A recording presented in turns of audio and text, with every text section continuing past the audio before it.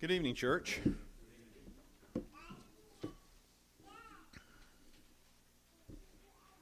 Discipline is doing what needs to be done even if you don't want to do it. And a lot of times that's where we are, isn't it? We just don't want to do it. Have you ever had the experience where you left the church service all fired up for change? You were ready to go for it. You were ready to give your all to Christ. You said, this time I'm going to do it. I'm going to be faithful. I'm going to be the person God wants me to be. No, really. I'm going to do this. I'm going to overcome temptation when it comes at me because I'm going to be ready for it. You said stuff like that. You said, I'll read my Bible every day. I'll make sure that every morning when I get up, I'll pray, and every night when I go to bed, I'll pray, and I'll be more observant of those people who are lost. I'll notice those things more. And then what happens? Then you remember not doing that again, or doing something you knew you weren't going to do. You said you weren't going to do, and you felt like a failure. And you said at that point, why even try?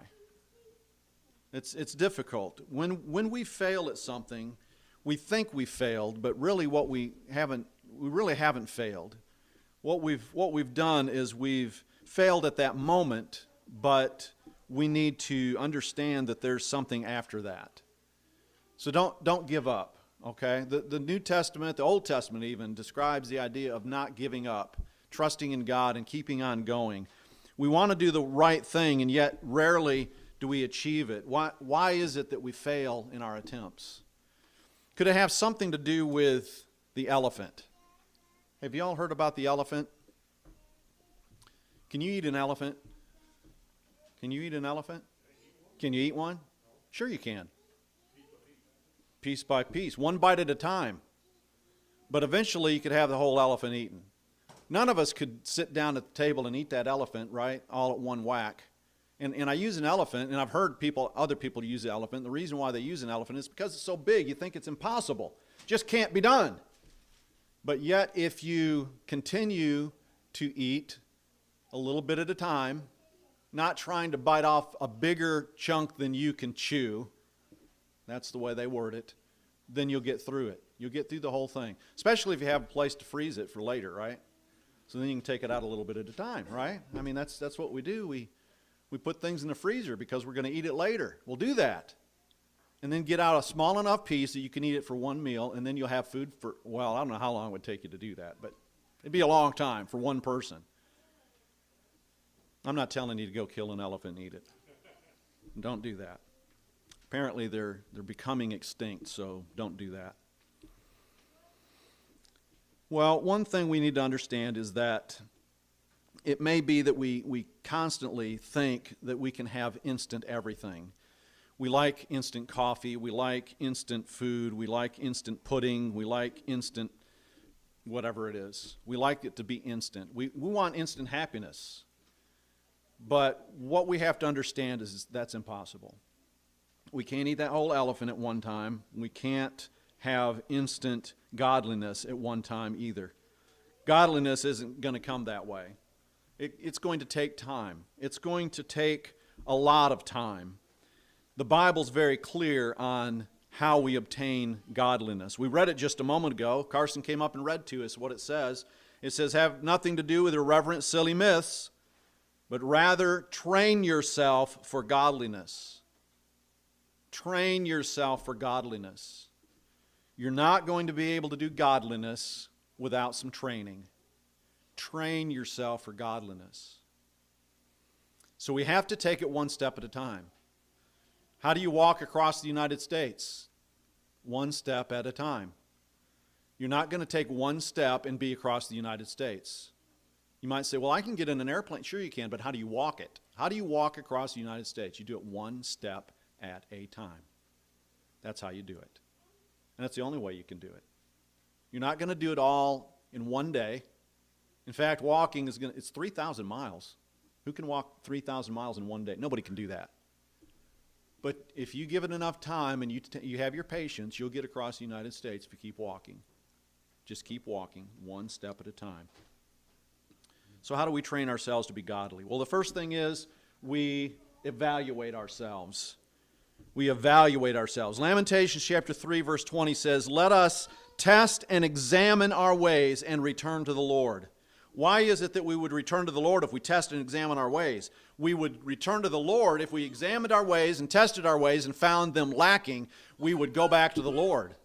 If we understood that those ways aren't going to get us very far in the idea of godliness, if we understand that, we examine ourselves and we understand that, we're going to return to the Lord. Because He's the only way that we're going to be able to have this godliness. We examine our ways first, and then we'll be able to do something. Some people will avoid going to the doctor. And I mentioned this recently even, because they don't want to find out that something's wrong.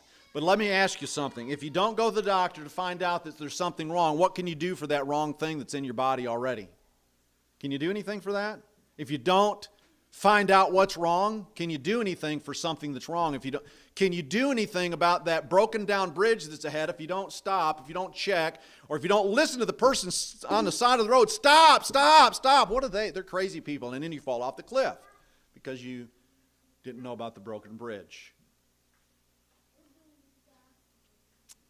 We have to train ourselves, and we have to examine ourselves, and we have to be willing to listen. And self-evaluation is about, that's exactly what it's about. It's about finding out if there's something wrong so we can get that fixed. Do you think that they would have continued with that, what was it, the Challenger that blew up? Which I don't remember which one it was. Challenger, thank you. I appreciate the nods of the heads. It lets me know you're paying attention for one thing. Nobody else was nodding their heads, so they weren't.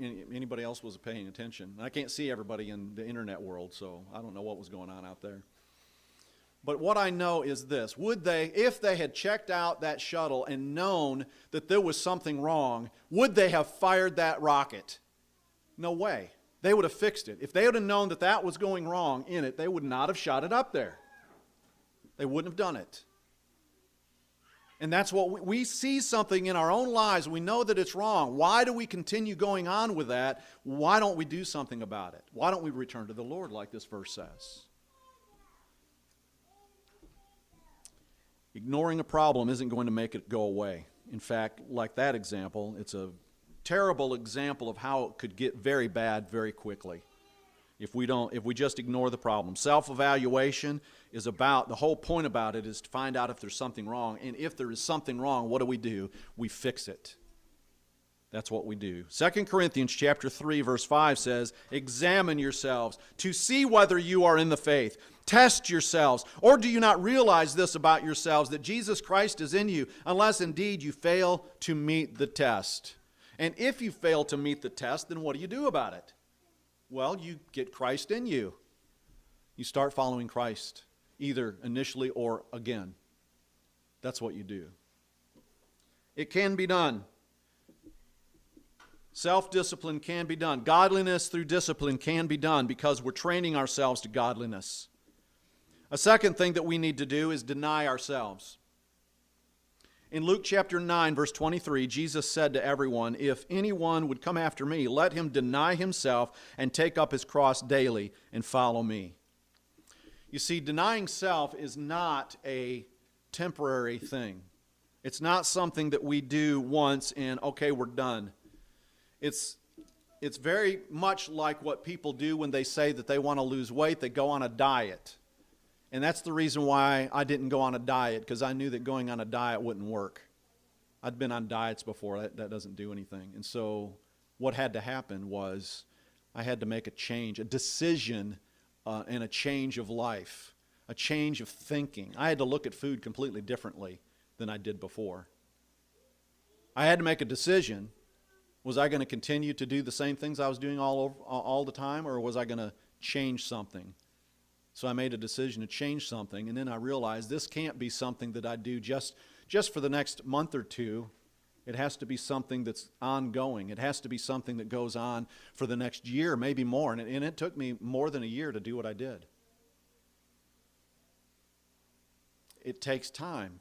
You can't think that you're going to be a full-fledged Christian 5 minutes after you're baptized into Christ.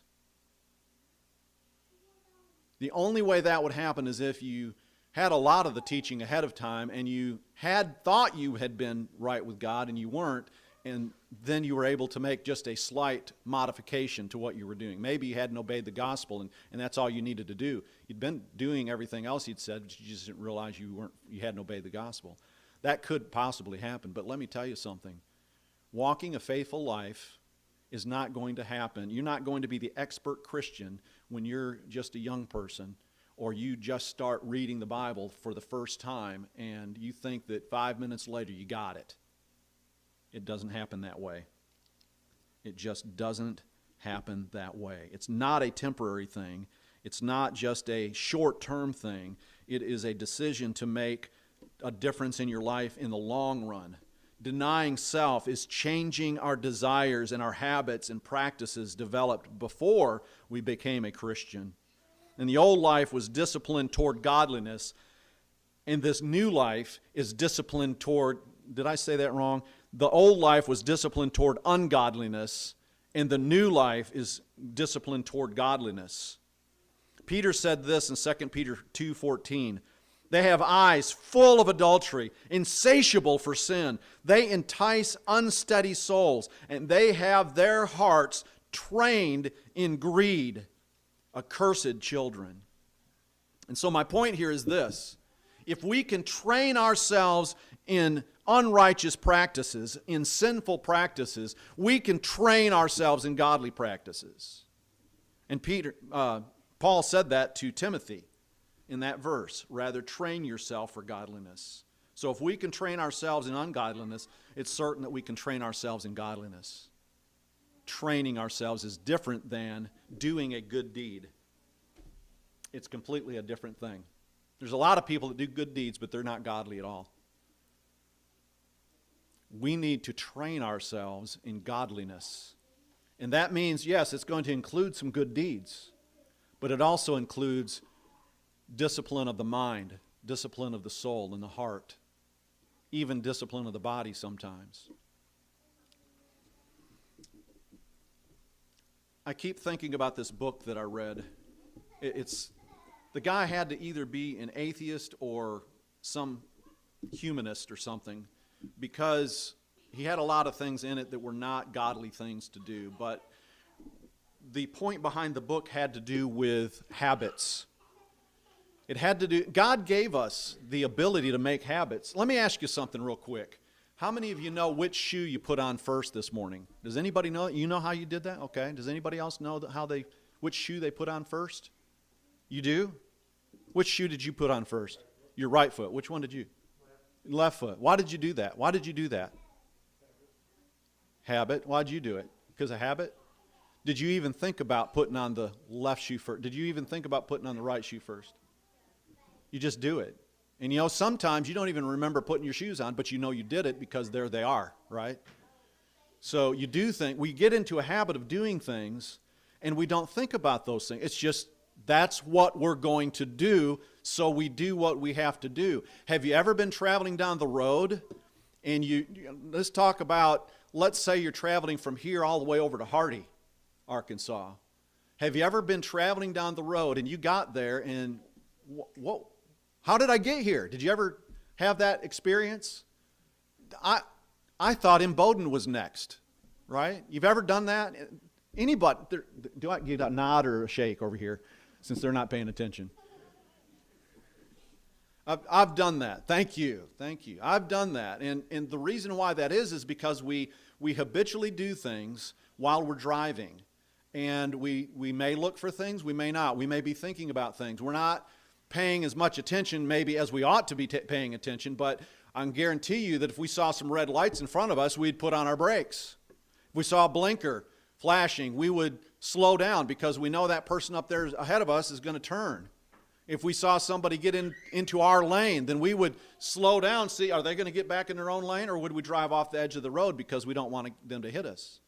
We would do things, and because we do those things so much, we have habitualized our driving habits, and sometimes the things that we even see. That's why they tell you to be very attentive to your driving. You certainly don't want to be on the phone and things like that because it's so easy to get distracted. However, we do some things on automatic. And these people were trained to do greedful things and sinful things, and it's assured that we can also do things that are godliness. In verse 4, 1 Timothy 4, verse 7 says, rather train yourselves for godliness. Hebrews chapter 5, verse 14, but solid food is for the mature, for those who have their powers of discernment trained by constant practice to distinguish good from evil.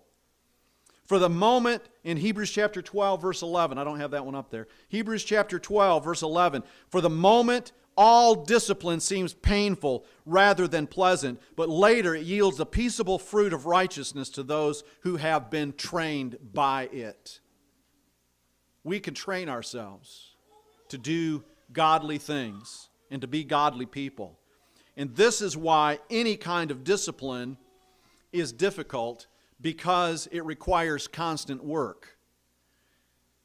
Not just a day or a week or a month, but for the rest of our lives. And so we think we can't do something because, well, we know this is going to be for the rest of our lives. But it can be. If we make a decision and we decide that we're going to train ourselves to make godliness our habit rather than ungodliness. So that when we encounter something that we know is going to be a temptation, that we're able to overcome that. Well, how do we do that? Instead of, next time I get in that position, I'm going to probably fail. Instead of telling ourselves that, why don't we tell ourselves, I'm going to do something different. One thing you might do is not go in that direction to put yourself in that temptation. Let's say you're an alcoholic. Do you think it's a wise thing to walk by the same path every single day when you know that right there is on that path is that bar or that club or whatever it is? Do you think it's a good idea to walk right by that when you know that every time you walk by that you really want to go in there? And many times you have gone in there. Do you think that that's a good thing to walk by that place again? Maybe it'd be a good idea to change your path. Go someplace else where there isn't one of those things. We can train ourselves to do different things, to think different ways. And the last thing we can do, once we've examined ourselves and we've denied ourselves, we improve ourselves. Whenever God says put off, He also tells us something to put on. And a specific example of that is found in Ephesians chapter 4, verses 17 through 32. Let's take a look at that. Listen to these words from Ephesians chapter 4, verses 17 through 32. He says this, I don't know if I'm going to read the whole thing, but that whole end of that chapter is really good about this particular topic. This I say, therefore, in testifying the Lord, that you should no longer walk as the rest of the Gentiles walk, in the futility of their mind, having their understanding darkened, being alienated from the life of God because of the ignorance that is in them, because of the blindness of their heart, who being past feeling have given themselves over to lewdness, to work all uncleanness with greediness. But you have not so learned Christ. If indeed you have heard Him and have been taught by Him, as the truth is in Jesus, that you put off concerning your former conduct that old man which grows corrupt according to the deceitful lust, and what? Be renewed in the spirit of your mind. So you put off the old man, you put in the new. Put in this new spirit in your mind, that you may put on the new man, which was created according to God in true righteousness. Therefore, listen to this. Some specific examples. Therefore, putting away lying, let each of you speak the truth with his neighbor, for we are members of one another. So you stop lying and you start telling the truth. You stop doing this thing and you start doing this thing. Here's another one. Be angry and do not sin. Oh, I thought we were supposed to not be angry at all. I want to tell you something. That's never found in the Bible. Be angry and sin not is found in the Bible. And it says be slow to anger in the Bible, but it never says don't be angry. Be slow to be angry, but don't think that you're never going to be angry. And certainly what you do with your anger is going to make a difference as well. So here he says, be angry and do not sin. Do not let the sun go down on your wrath. Okay, so what's he saying about anger? Well, he's saying, go ahead and be angry if you want, but work it out. Get rid of it as fast as you can. Go ahead and have your anger, but don't do anything sinful. Do something good with that anger. Do something righteous with that anger, and get rid of the anger as fast as you can. That's what he's saying. And then he says, don't give place to the devil under those circumstances. So you're angry, you're opening yourself up to the devil if you're not very careful with it. So you need to get rid of that very quickly so that he can't use that against you. Let him, here's another one, specific, let him who stole steal no more, but rather let him labor, working with his hands what is good, that he may have something to give him who has need. Instead of stealing, be a giver. Instead of stealing, be a worker. The next one, let no corrupt word proceed out of your mouth, but instead what is good and necessary for edification, that it may impart grace to the hearers. And there's a couple other things there. But we improve ourselves by stopping one thing and starting another thing. We can't just simply say we're going to stop sinning and we're going to be fine. We have to stop sinning and we have to replace that with something that's good. Because if we don't replace that, we're going to go back to that. We're going to stop doing that for a little while, whatever it might be. We're going to stop doing that for a little while, and then we're going to see, wow, I really need to do that again, whatever it is, whether it's get angry or whatever it is.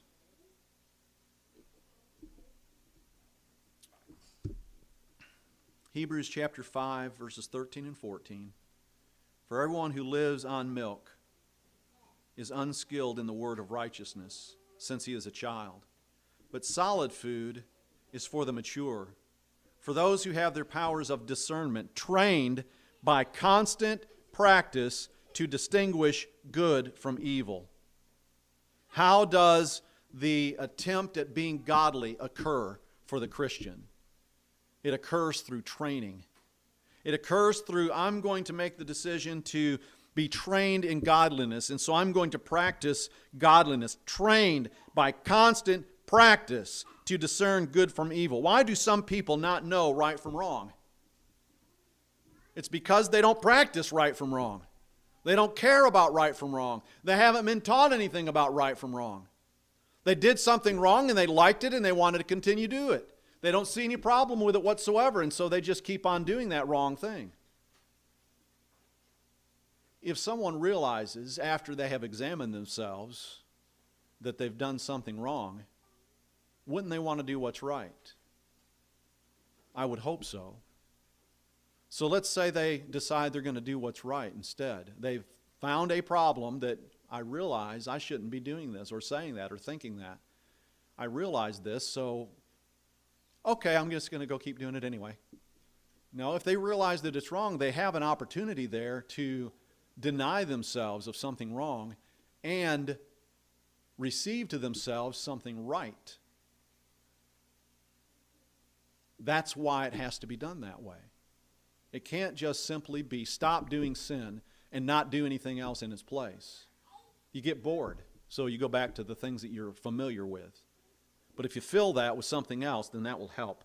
And so we get trained by constant practice. The practice of godliness leads to life of godliness. If you practice what God tells you to do, the obedient life will become a part of you. And there's no simple and quick way to it. It's just a matter of practicing it and training in it and discipline in it. Discipline to godliness. That's what it does for us. Godliness through discipline. That's how we're going to happen. The question comes then, can I learn the right practice after having lived the wrong practice for so long? Or in other words, how can a 50-year-old person or older change? Is it possible to do that? Yes, it is. It may be more difficult than a 20-year-old, but it is still possible. It is still possible to change your mind about something and practice what's right. What's even more important about this is that nobody, whether they're 20 or 50 or 80 years old, nobody has to do this on their own. Philippians chapter 2 verse 13 says, "For it is God who works in you, both to will and to work for His good pleasure." In Galatians chapter 5 verses 22 and 23, we read there about the fruit of the Spirit. that it is love, joy, peace, patience, kindness, goodness, faithfulness, gentleness, and self-control. I wonder why self-control is the last thing on the list. Probably because it's the hardest thing on the list. I don't know. It's a pretty tough one. Love's pretty hard too, and it's the first one. So I don't know. But he says, against these things there is no law. But let me back up to the first part of that verse. Whose fruit is that? Is that your fruit? He said the fruit of the Spirit is these things. So if you let the Spirit of God, if you let God help you with these things, then you're going to be able to go through each one of these much easier. Am I saying that it's easy? No, I'm saying it's much easier with the help of God and His Spirit than without it. And it's certainly much easier with the help of brothers and sisters in Christ. It is so much easier when we continue to look in the Word so that we can have the faith we need. When we try to do it on our own, I'm going to stop doing that. That's nearly impossible. Can it be done? Oh, yeah.